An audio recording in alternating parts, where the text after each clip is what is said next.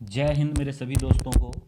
दोस्तों, आज के इस वीडियो में मैं आपके लिए एसएससी जीडी के टॉप हिंदी क्वेश्चन लेकर के आया हूं 2021-22 के एग्ज़ाम के लिए। जैसा कि आप सभी को पता है कि एसएससी ने अपनी कैलेंडर जारी करी है और 2021 में आपके लिए एसएससी जीडी की नई वैकेंसी आने वाली है। तो आप सभी से मेरा रिक्वेस्ट रहेगा कि आप इन हिंदी के क्वेश्चंस को ज़रूर देखें, क्योंकि हिंदी ही एक ऐसा सेक्शन होता है जिसमें आप 25 आउट ऑफ 25 मार्क्स ला सकते हैं। क्योंकि मैथ और जीके इसमें आप कितना भी पढ़ लो, आप 25 आउट ऑफ 25 लाने में नहीं ला पाओगे, क्योंकि जीके में तो आप 20 से 21 तक ही नंबर ला पाते हो। लेकिन और मैथ की बात करें तो मैथ में आप 22-23 तक नंबर ला पाओगे। लेकिन जीके जो है, सॉरी हिंदी जो है, एक ऐसा टॉपिक है जिसमें आप 25 आउट ऑफ 25 नंबर लेके आ सकते हो, अगर आप अच्छे से मेरा ये वीडियो देख लेते हो। पिछली बार भी जो एग्ज़ाम्स हुए थे उसमें मेरे बहुत से स्टूडेंट्स के मार्क्स जो हैं 25 आउट ऑफ 25 आए थे और बहुतों के जो हैं वो 23 प्लस आए थे। तो मैं आपसे भी कहता हूं कि अगर आप इन वीडियोस को रेगुलर देखते हैं, जो कि मैं आज से शुरू कर रहा हूं, पहले भी मैंने आपके लिए वीडियो लाया था, लेकिन अभी बीच में कुछ दिन का पॉज हो गया था, तो फिर से हम सेट 1 से स्टार्ट कर रहे हैं और कंटिन्यू रहेगा। तो आप कंटिन्यू हमारे चैनल के साथ जुड़ सकते हैं। तो शुरू करते हैं। हम प्रैक्टिस सेट की तरह ही है ये 25 क्वेश्चन का प्रैक्टिस सेट। तो देखिए, पहला क्वेश्चन यहाँ पे है, निरर्थक का सही संधि विच्छेद क्या होगा। निरर्थक का सही संधि विच्छेद क्या होगा। तो दोस्तों, निरर्थक का सही संधि विच्छेद होगा इस तरह से कि निह जोर अर्थक, निह जोर अर्थक जो है ये इसका सही संधि विच्छेद हो जाएगा। निह जोर अर्थक, ऑप्शन नंबर सी यहाँ पर जो है ये हमारा सही आंसर होगा। अब देखिए, यहाँ पे संधि विच्छेद जो है इसको भी अलग अलग टाइप में बांटा गया है। जैसे संधि के प्रकार हैं, 3 प्रकार के संधि विच्छेद होते हैं।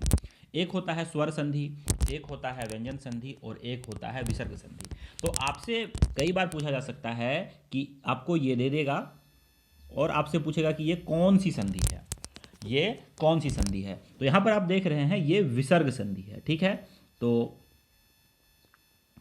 ठीक है, ये विसर्ग संधि है। इसके अलावा मैं आपको बताऊं कि स्वर संधि को भी अलग अलग पार्ट्स में बांटा गया है। जैसे इसको 5 पार्ट में बांटा गया है। दीर्घ स्वर संधि, गुण स्वर संधि, वृद्धि स्वर संधि, यन स्वर संधि और अयादि स्वर्ण संधि, ठीक है, स्वर संधि।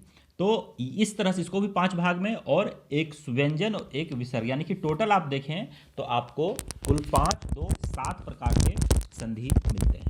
अगर स्वर संधि की बात करें तो मैं थोड़ा सा जल्दी जल्दी बता देता हूं आपको। जब 2 स्वर, जैसे कि अ से लेके जो अ का वर्ग होता है पूरा का पूरा, ये स्वर कहलाते हैं, और क से लेके ज्ञ तक जो जाते हैं वो व्यंजन कहलाते हैं।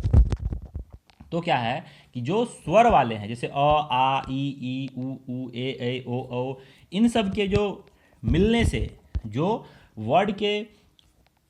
वर्ड में कुछ डिफ्रेंशिएशन, कुछ विकार उत्पन्न हो जाता है, तो उसको स्वर संधि कहते हैं। जैसे आप देखेंगे धर्म जोर अर्थ, धर्म जोर अर्थ अगर आप देखेंगे तो धर्म के अंत में आ रहा है अ, और अर्थ के अंत में भी, अंत का जो शुरुआत है उसमें भी आ रहा है अ। तो ये दोनों अ और अ मिलकर ये आ बना देते हैं। जैसे इसका जो क्या हुआ, धर्म जोर अर्थ का धर्मार्थ हो जाता है, ठीक है। उसी तरह से हिम जोर आलय, हिमालय हो जाता है। उसी तरह से रवि जोर इंद्र, रविंद्र हो जाता है, ठीक है। तो इन सब से जो चेंजेस आ रहा है, तो इसमें आप देखेंगे कॉम्बिनेशन किसका बन रहा है, स्वर का। पहले साइड भी स्वर और दूसरे साइड भी स्वर ही है। तो इस तरह की जो भी संधि होती है उनको हम स्वर संधि कहते हैं। इसी में अलग अलग प्रकार हैं, उनको मैं कभी अगर आपको पसंद आता है तो फिर मैं आपको जो अच्छे से पढ़ाऊंगा, डीपली पढ़ाऊंगा, उसमें मैं संधि को जब पढ़ाऊंगा अच्छे से, तो मैं आपको दीर्घ, गुण, इन सब के बारे में भी डिटेल से और बहुत अच्छे से बताऊंगा, और स्वर संधि के बारे में भी और भी चीज़ें मैं बताऊंगा। व्यंजन की बात करें तो व्यंजन में क्या होता है, 2 व्यंजन के मिलने से, ठीक है, या एक और स्वर रहेगा और दूसरे और व्यंजन रहेगा, इसके मिलने से जो डिफ्रेंसिएशन आ जाता है उसको हम क्या कहते हैं, व्यंजन संधि। जैसे इसमें एक एग्जांपल देखें तो एक एग्जांपल होता है दिक जोर गज, ठीक है, दिक जोर गज। तो यहां पर अगर आप देखेंगे ये जो आपका दिक आया, ये दिक में आधा क है और यहां पे गज है, तो ये तो कंप्लीट रहेगा, लेकिन इसके मिलने से ये जो है आधा क, इसमें अ नहीं है और यहां पर ग में, ठीक है, ग है। तो यहाँ पे आधा क और ग के मिलने से ये क जो है बदल के आधा ग हो गया, तो ये हो गया दिग्गज, ठीक है। उसी तरह से उत जोर चारण, उत जोर चारण, उत जोर चारण देखेंगे तो आधा त है और यहाँ पे च है, ये मिलके आधा च बन जाता है, उच्चारण हो जाता है। तो इस तरह से आप देख रहे हैं कुछ दो व्यंजन के मिलने से भी चेंजेस आ रहा है। तो ये क्या हो गया, व्यंजन संधि। वही विसर्ग संधि में क्या है कि आपको इस तरह के डॉट्स दिख जाएंगे, ये जो दो डॉट हैं ये आपको दिखते हैं, तो इसमें हमेशा ये विसर्ग संधि। इसमें जैसे मनः जोर बल मनोबल हो जाता है, निह जोर धन निर्धन हो जाता है। तो इसके भी अलग अलग टाइप होते हैं जो मैं आपको आगे बताऊंगा। तो आई होप ये आपको काफ़ी समझ में आया होगा। चलिए नेक्स्ट क्वेश्चन देखते हैं कि निम्न में से शुद्ध वर्तनी चुनिए। अब देखिए ये आपको 5 क्वेश्चन तो आपको आएंगे ही आएंगे एग्जाम में, 5 क्वेश्चन ये आपको आते हैं वर्तनी वाले। तो यहाँ पे उन्नति को अलग अलग प्रकार से लिखा गया। अब आपको ढूंढना है कि कौन सी उन्नति सही है। तो ऑप्शन नंबर डी वाली जो उन्नति है यही हमारा करेक्ट आंसर है। तो हमारा ऑप्शन डी जो है ये सही हो जाएगा। ओके, चलिए नेक्स्ट देखते हैं। अब यहाँ पे आपसे बताया गया है कि रेखांकित छपे हुए शब्द के लिए उपयुक्त विलोम शब्द का चयन करें और वह अपने विषय में पूर्ण अभिज्ञ है। अब देखिए इसके लिए सबसे पहले आपको अभिज्ञ का अर्थ पता होना जरूरी है। तो अभिज्ञ के बारे में अगर मैं आपको बताऊं तो अभिज्ञ का अर्थ होता है जानने वाला, ज्ञाता, या मतलब किसी चीज़ को भी जानने वाला। ज्ञाता का अर्थ ये होता है कुछ भी जानने वाला, या किसी को आप जान रहे हो, परिचित हो। जैसे आप मेरे से परिचित हो, मेरे चैनल से परिचित हो, तो आप क्या कहोगे कि मैं द नेक्स्ट लेवल एजेड से अभिज्ञ हूँ, ठीक है, ओके, या परिचित हूँ, मैं जानने वाला हूँ उसको। तो इस तरह से है। तो इसका आपको विलोम जानना है। अब विलोम जानने के लिए आपको दिए गए ऑप्शन में सभी अर्थ का क्या है कि आपको अर्थ पता होना चाहिए। या तो डायरेक्ट आपको आंसर याद होना चाहिए, या फिर आपको अगर नहीं आंसर याद है तो बाकी आप इसे छांट कैसे सकते हो, आप कर सकते हो इसे कि आप बाकी का अगर आपको अर्थ पता है। तो देखिए सबसे पहले सर्वज्ञ। तो सर्वज्ञ जो है इसमें बहुत से लोग कंफ्यूज हो जाते हैं। सर्वज्ञ का मतलब होता है हर जगह, लोग सोच लेते हैं ऐसा, लेकिन ये गलत है, ठीक है। सर्वज्ञ का अर्थ होता है सब कुछ जानने वाला। देखिए इसमें जो अंत में अज्ञ लगा हुआ है, ये जो अज्ञ है, सर्वजोर अज्ञ, अज्ञ का मतलब ही होता है जानना, अज्ञ का अर्थ होता है जानना। तो सर्वजोर अज्ञ सर्वज्ञ, यानी कि सब कुछ, सर्व मतलब सब कुछ और अज्ञ मतलब जानना। तो सब कुछ जानने वाला जो है सर्वज्ञ हो गया। ओके, अल्पज्ञ जो थोड़ा जानते, अल्प मतलब थोड़ा, तो जो थोड़ा जानते। अनभिज्ञ, अनभ मतलब हो जाता है बिल्कुल नहीं, ठीक है। तो इसका मतलब हो गया अनभिज्ञ मतलब कुछ भी नहीं जानता, और विज्ञ मतलब जो है ये भी होता है जानने वाला। तो यहां पर अगर देखें हम तो अभिज्ञ का जो ऑपोजिट हो जाएगा जानने वाला और ना जानने वाला, तो ऑप्शन नंबर सी हो जाएगा, ठीक है, अभिज्ञ का अनभिज्ञ। ओके, वहीं अगर इसमें आपसे पूछ लेता है कि अभिज्ञ का हमें पर्यायवाची बताएं, तो विज्ञ जो है ये आपको इसका पर्यायवाची हो जाता। ओके, और यहाँ पे सर्वज्ञ और अल्पज्ञ ये दोनों जो है आपस में एक दूसरे के क्या है, विरोधाभास या विलोम है एक दूसरे के। चलिए नेक्स्ट क्वेश्चन देखेंगे अब हम। उत्पत्ति के आधार पर शब्द के कितने भेद होते हैं, इसको मैं बहुत ही अच्छे से डिटेल में आपको पढ़ाऊंगा जब मैं आपको डिटेल में पढ़ाऊंगा एक तरह से, लेकिन इसमें अभी मैं थोड़ा थोड़ा आपको बता देता हूं। देखो उत्पत्ति के आधार पे जो शब्द हैं उसके यहाँ पे बताए गए हैं 4 भेद। ओके, उत्पत्ति के आधार पे 4 भेद बताए गए हैं। कौन कौन से 4 भेद हैं तो मैं आपको बता देता हूँ कि उत्पत्ति के आधार पे 4 भेद हैं। तत्सम, तद्भव, देशज, विदेशज। वैसे शब्द को जो है वो 4 आधार पे बांटा जाता है। उत्पत्ति के आधार पे तो आपने देख लिया, एक होता है व्युत्पत्ति के आधार पे, एक होता है प्रयोग के आधार पे, और एक होता है अर्थ के आधार पे, ठीक है। तो व्युत्पत्ति के आधार पे 3 पार्ट है, आपसे पूछा जा सकता है उत्पत्ति, व्युत्पत्ति, प्रयोग, अर्थ। तो व्युत्पत्ति के आधार पे 3 होते हैं, रूढ़, यौगिक, योग रूढ़। उत्पत्ति के आधार पे मैंने बता दिया तत्सम, तद्भव, देशज, विदेशज। प्रयोग के आधार पे आपको 8 होते हैं। कौन से? संज्ञा, सर्वनाम, विशेषण, क्रिया, क्रिया विशेषण, संबंध बोधक, समुच्चय बोधक और विस्मयादि बोधक। इसके बारे में भी मैं आपको डिटेल बताऊंगा। पिछले बार भी जब हुआ था, एग्जाम होने वाला था, तो मैंने इन सबको डिटेल में पढ़ाया था। आप मेरे प्रीवियस वीडियोस देखेंगे तो आपको मिलेगा, मैंने बहुत अच्छे से समझाया हुआ था और एग्जाम में काफ़ी हेल्प हुआ था बच्चों को। तो इस बार भी मैं आपको पढ़ाऊंगा, बस आप मेरे साथ बने रहें। और उसके बाद प्रयोग के आधार पे तो मैंने बता दिया, अर्थ के आधार पे सार्थक और निरर्थक, यानी कि अर्थ के आधार पे क्या है, किसी का अर्थ निकलेगा, किसी का अर्थ नहीं निकलेगा। ओके, आई होप आप समझ गए होंगे। चलिए नेक्स्ट क्वेश्चन देखेंगे। अमीय, अमीय का अर्थ क्या होता है, सॉरी अमीय का पर्यायवाची शब्द क्या होता है? तो अमी जो है, अमी का अर्थ होता है, अमी का अर्थ होता है अमृत। अमी का अर्थ होता है अमृत, और अमृत का जो पर्यायवाची क्या हो जाएगा? सुधा। सुधा का अर्थ भी जो है वो क्या होता है? अमृत ही होता है। वहीं पे यहाँ पे अगर हम ऑप्शन देखते हैं इसका विलोम, तो विष हो जाता। अमृत का अपोजिट विष होता है। ठीक है, चलिए नेक्स्ट क्वेश्चन देखेंगे। इति, यादि, इत्यादि। इत्यादि का अर्थ क्या होगा? तो इत्यादि का जो सही संधि विच्छेद है वो होता है इति जोर आदि। ठीक है, जहां पे देखिए यहां पे भी आप ये और ये, इसमें दोनों में कंफ्यूजन आपको नहीं होना है। इति जोर आदि ये होगा सही answer, option number D. Option number D है सही, ये वाला नहीं है, ये गलत है, ये गलत है, ये गलत है। इसमें कभी भी टिक मत मार देना आप, ये गलत हो जाएगा। इति जोर आदि, और ये जो है आपको कौन सा संधि विच्छेद है? ये स्वर संधि विच्छेद है।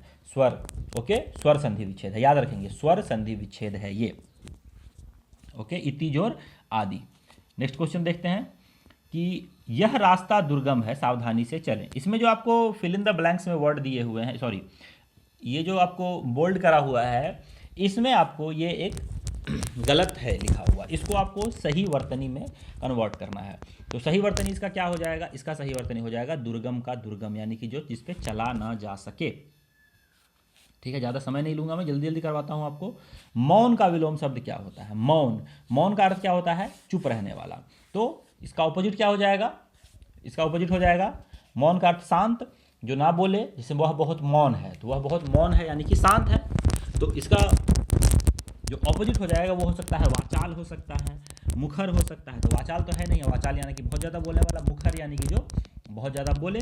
तो सही आंसर हमारा ऑप्शन नंबर ए, मुखर हो जाएगा यहाँ पे। ओके, कोई भी डाउट अगर आपको लगता है तो आप क्या है कि आप हमें कमेंट कर सकते हैं, आपको इंस्टेंट रिप्लाई हम देने का प्रयास करेंगे। संस्कृत के ऐसे शब्द जिसे हम ज्यों का त्यों प्रयोग में लाते हैं क्या कहलाते हैं? जैसे, क्योंकि आपको पता है कि हिंदी की उत्पत्ति जो हुई है वो संस्कृत भाषा से ही हुई है, तो संस्कृत के कुछ शब्दों को हम डायरेक्ट यूज में लेते हैं, तो उन शब्दों को क्या कहते हैं? तो ये जो है प्रयोग के आधार, उत्पत्ति के आधार पर इन शब्दों को हम लेते हैं। जैसे मैंने आपको बताया था तत्सम, तद्भव, देशज, विदेशज, तो इन शब्दों को हम उत्पत्ति के आधार पर जिसको हम लेते हैं उसको हम तत्सम कहते हैं। तत्सम यानी जैसा पहले था वैसा ही अभी। ठीक है, और उन शब्दों को थोड़ा सा चेंज करके अगर हम लेते हैं तो तद्भव, जैसे जैसा था वैसा अभी नहीं है, ध्यान रखेंगे आप। चलिए नेक्स्ट क्वेश्चन देखेंगे अब हम। पृथ्वी का पर्यायवाची शब्द बताइए। पर्यायवाची मैं बहुत अच्छे से आपको करवाऊंगा, आप चिंता ना करें, आपको बहुत ही अलग अलग प्रकार के भी करवाऊंगा जो एग्जाम में कई बार आपको कंफ्यूजन भी क्रिएट कर देते हैं। तो पृथ्वी का जो पर्यायवाची होता है वो होता है रत्नगर्भा। रत्नगर्भा समझाते हुए करूंगा, ऐसा नहीं है कि मैं ऐसे ही सिर्फ आपको बोल के चला जाऊंगा, समझा के करूंगा जिससे आपको समझ में आएगा। ओके, चलिए नेक्स्ट देखते हैं कि कपिस, कपिस में प्रयुक्त संधि का नाम बताइए। कपिस में प्रयुक्त कौन सी संधि है?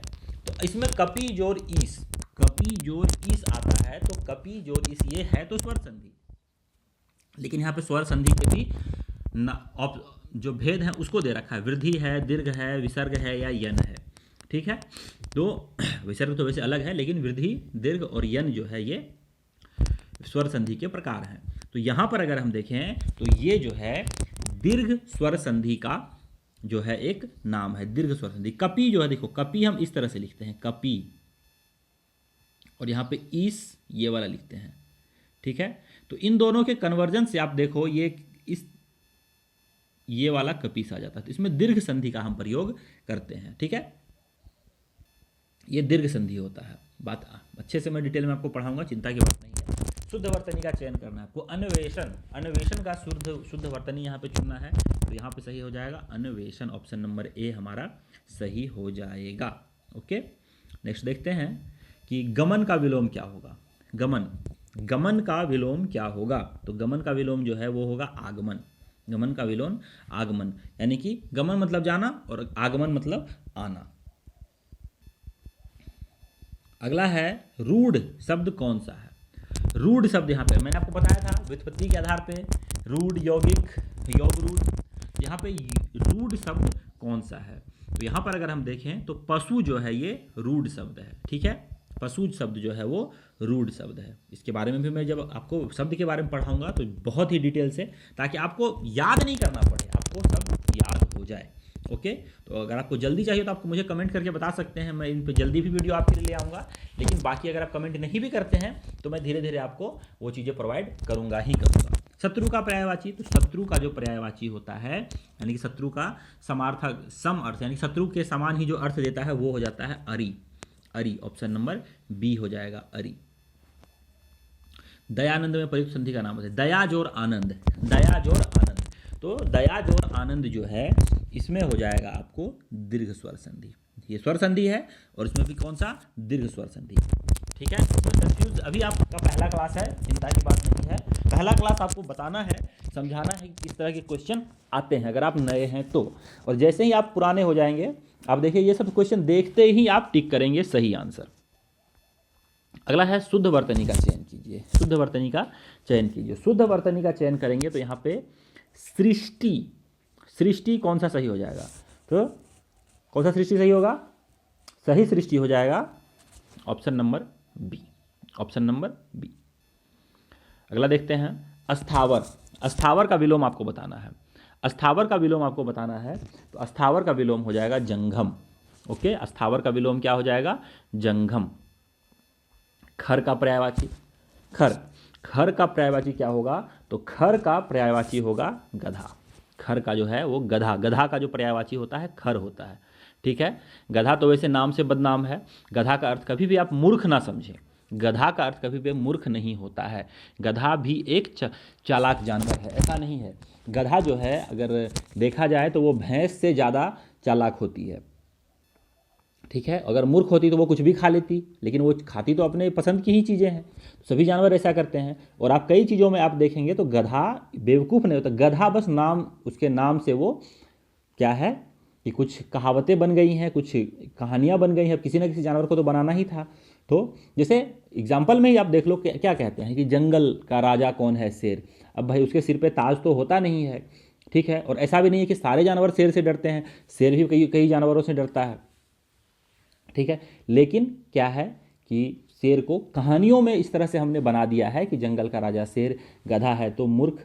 ठीक है, ये हो जाता है। ओके, तो इसमें ज़्यादा दिमाग लगाने वाली बात नहीं है, बस ये समझाने की थी।